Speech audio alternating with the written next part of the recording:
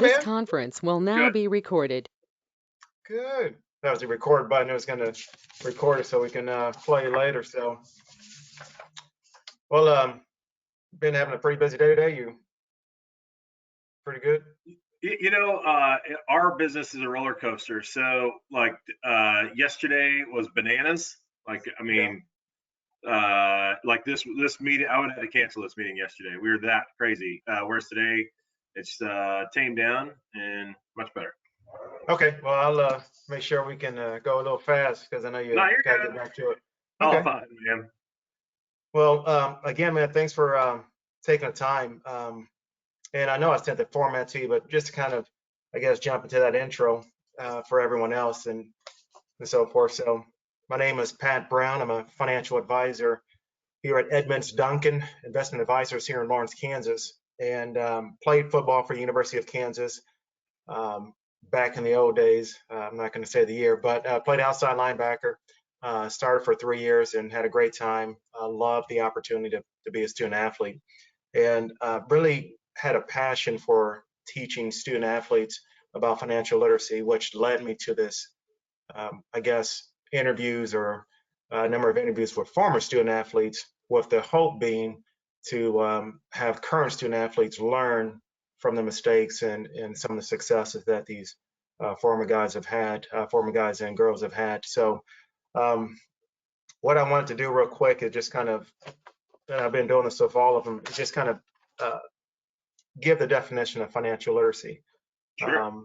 Because I think a lot of times these guys have a connotation of financial literacy. It's a bad connotation, meaning that they're dumb or not smart. And so financial literacy is the possession of a set of skills and knowledge that allows an individual to make informed and effective decisions with all their financial resources. So basically everything that we do did as student athletes, those habits that we formed, I want to be able to have these current student athletes develop these habits now. That way it's going to obviously help them to make better informed decisions later on. So all that being said, got that out the way. I want to introduce Justin Glasgow, guy that I played ball with back in the day, the old days. And I was trying to do some cyber stalking on you, man. And I guess I didn't realize at the time that you were a walk-on when you came to University of Kansas. And then you earned your scholarship. Yeah. That's So I had you fooled, Pat. You did. I was like, oh, this scholarship guy, he's huge. Look at this guy. Yeah. So what's funny is last weekend I was in Ottawa, Kansas, and I hadn't been in Ottawa since my senior year in high school, and that is where I broke my foot the first game of the season of my senior year. Oh, and wow. Literally knocked me out of all the season. And I originally orally committed to Colorado, Okay. and once I broke my foot, they rescinded all that offer. Everyone else backed out, and old Golden Pat Rule, as you well know, he had the ability to sweet talk me into walking on at KU.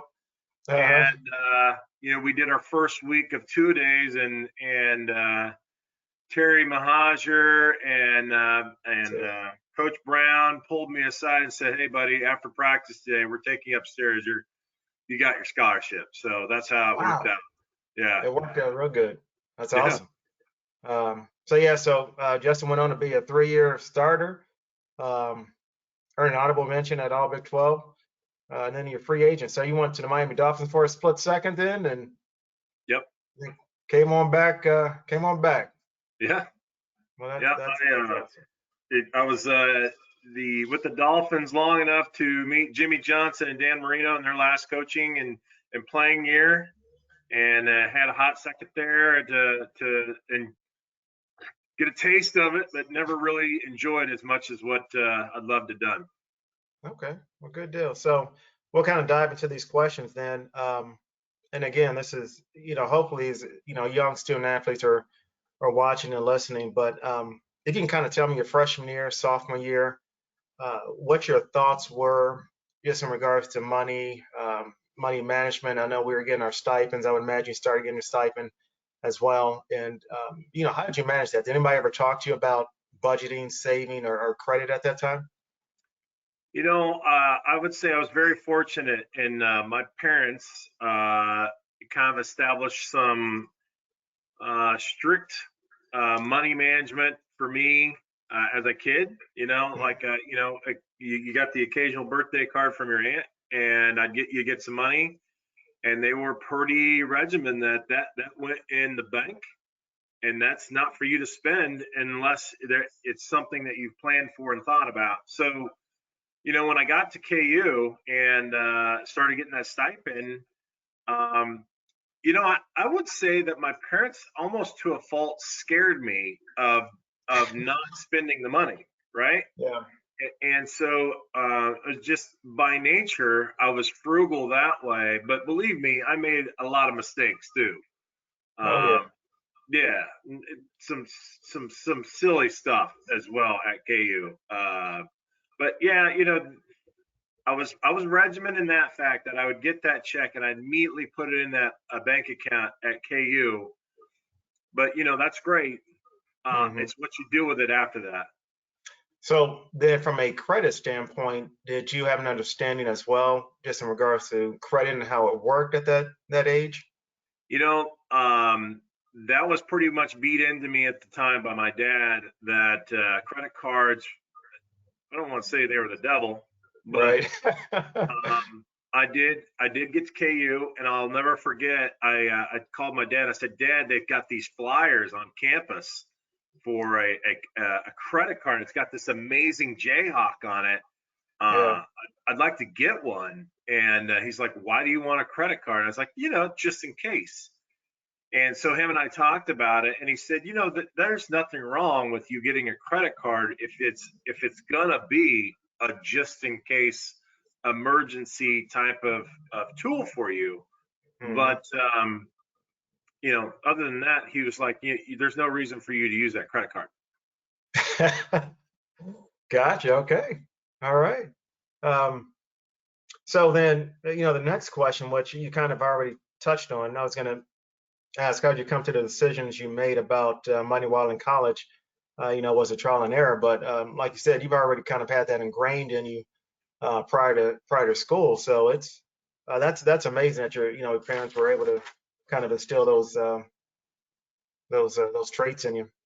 They were good on telling me to stick the money in the bank account, right? And Hmm. that's all well and fine. But I know on some of the notes you have there, you talk about budget, right? Yeah. And expenses, and it's pretty darn easy when you're sitting in Jayhawker Towers and you're hungry and you just call Pizza Shuttle, Pizza and shovels, right? they'll bring that pizza to you within minutes, and Yep. you just Yep. write them a little check and they take that and life's good, right? Yeah. Just a check. What It's more just do a you need to check. do? I give them a piece of paper, they give me pizza. It's simple, right? Simple process. You're right. Hindsight, I remember saving one of my check stubs, the booklet of carbon copies, Yeah. just because I wanted to look back at it. It's somewhere at my parents' house, I'm sure. But you know, convenience of having pizza and convenience of parking close to the towers, maybe in a spot that you weren't supposed to park at, and just getting that Yeah. ticket. And it didn't really seem much at the time until you got another ticket, and then another ticket, and then next thing you know, you don't have a car out there because they've towed it off, and then you got to go pay to get it out and pay Yeah. those tickets. Yeah. Not a good Enough of thing. that. Yeah. Budgeting, you know. Budgeting. You're absolutely right. You're absolutely right. Another thing you kind of almost touched on. What were some of your worst financial decisions you made in college, and then what were some of the best? Yeah. So we hit the nail on the head that I just didn't care about the tickets because until it compounded enough for them to take that vehicle away from me, and then wait a minute, I got to pay $200 just to get it out of quote unquote jail, and then to pay the other things. Those were pretty darn foolish. Whereas if I would have parked in the right spot and walked an extra 10 minutes, I would have been fine, right? Right. those were some very foolish things. And I think in college you're guilty of impulse buys of some nature, some what have you. Hmm. And there might have been some nights where I probably felt like a big dog in a bar and bought a whole bunch of friends more things than what I should have. And those are just not very sound, smart decisions Right. back then. But it's in true budgeting, you budget for taking care of your expenses, taking care of like the things that you need and to live, but you also budget for fun. Right. You can budget for fun, and I just didn't budget accordingly on those Yeah. moments. But and to give an anti of that, Hmm. you and I were in the '95 Aloha Bowl, right? Yep. And man, we were getting cash every day Yep. for food and per diem, whatever you want to call it, right? Yep. I literally took all that cash and stuck it in my pocket and ate at Jack in the Box for lunch and dinner every day in Hawaii, right? Right. I never spent it. I literally, I'm not saying Wow. you, but maybe some of the other guys are renting mopeds, going around town, seeing the That was sights. me. That was me. and and I wish hindsight, I wish I would have done that. I wish I'd Yeah. been in the moment and said, you know what, they gave me this money to have fun and to spend it, not for me to bring back to Kansas and buy underwear and socks, right? Like I Right. wish I would have, enjoyed myself in that moment. So in that moment, it's the kind of anti of budgeting is like, no, this is for you to spend while you're here, have fun, Yeah. enjoy. And I didn't. Yeah. It was a good time. I'm surprised you didn't get a moped, man. I thought everyone got one. Can you You the imagine a only one that didn't? 325-pound man on a moped? There are a lot of big guys on mopeds. Those mopeds were screaming like, "Oh my gosh!" Yeah, Uh, so, yeah. I guess looking back at college now, what do you wish you would have done different in regards to dealing with your money? I think the budget's been the term, right? And I Yeah. was smart enough to understand that my rent was this much money, our utilities was this much money, and that beyond that, I wish I would have had a plan to do things to be a little bit smarter with it. That's kind of my hindsight. I'm Yeah. super glad that I had my dad beat into my head that credit cards were for emergencies and debit cards are for living right now. And I did have some emergencies pop up. The car things. You never budget for a car repair, right? You Right. never Right. budget for some issues that are going to happen along the way. And that is when the credit card kicked in, right? And I had the Yeah. ability to figure out how I'm going to pay it off. I appreciate that. The idea that you're basically have got a loan with that credit card, and that guy doesn't care whether or not you're a really nice guy or a really bad guy. He wants his money every month on time, and if you don't do that, then he's going to get his way. And it doesn't matter anything else. Doesn't matter if you're playing at the University of Kansas and starting offensive lineman or linebacker. It doesn't matter. They want their money Yeah. no matter what. And if you don't, then there's a penalty to pay. Yep. You're so right. So right.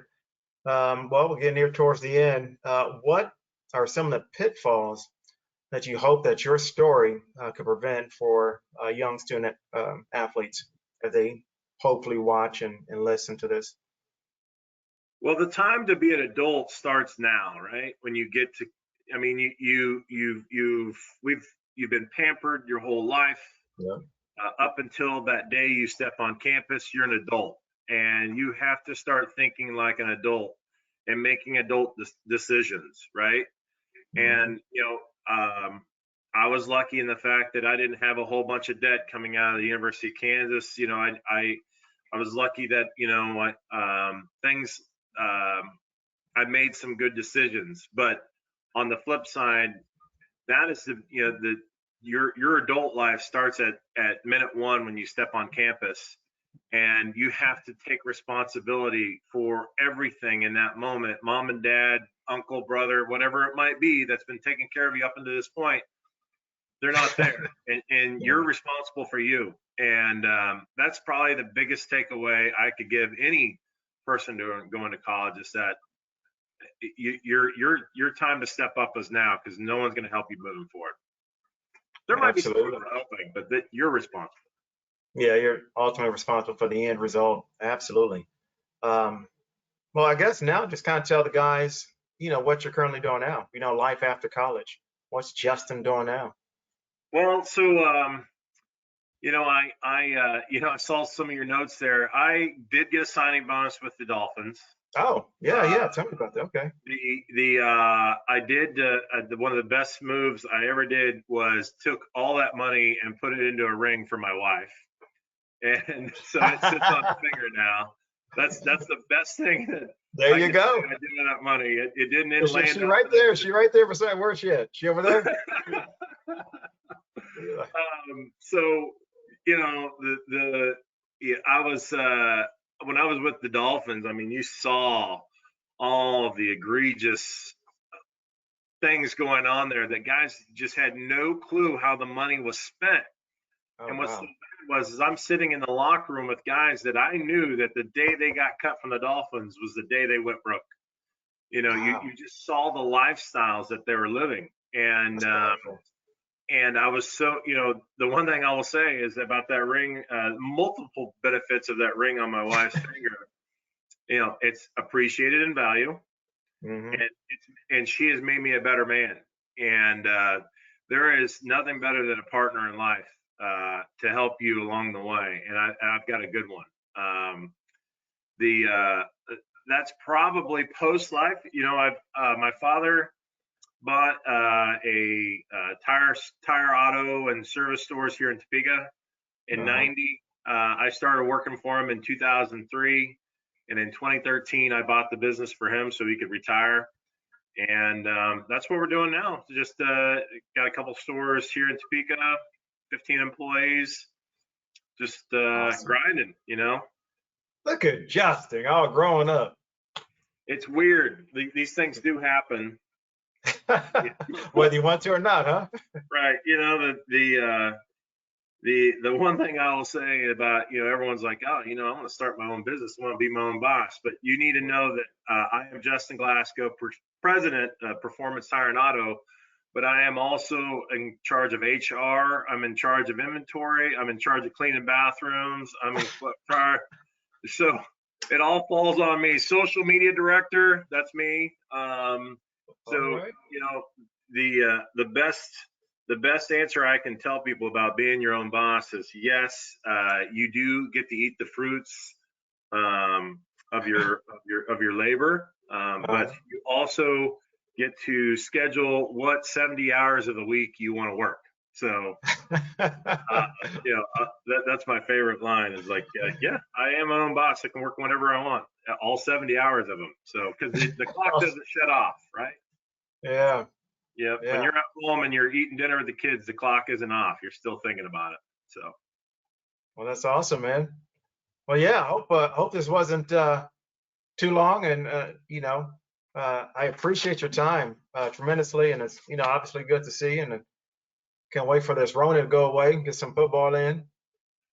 We need to, no doubt. Pat, it's always been my pleasure talking to you. You're a great guy, great mentor. It's always fun to think about the good days we had back then, back when, dare I say it, back when KU won football games, but I'm sure they'll get it turned around. I'm still a season holder. So. It's just got to take a little time. That's all. We'll get there, man. Yeah. Well, cool. I'll let you get going, and man, it's like I said, it's a pleasure, and I guess we'll talk soon. All right, man. Talk to you soon. Take care, brother. You bet. Bye. Bye-bye.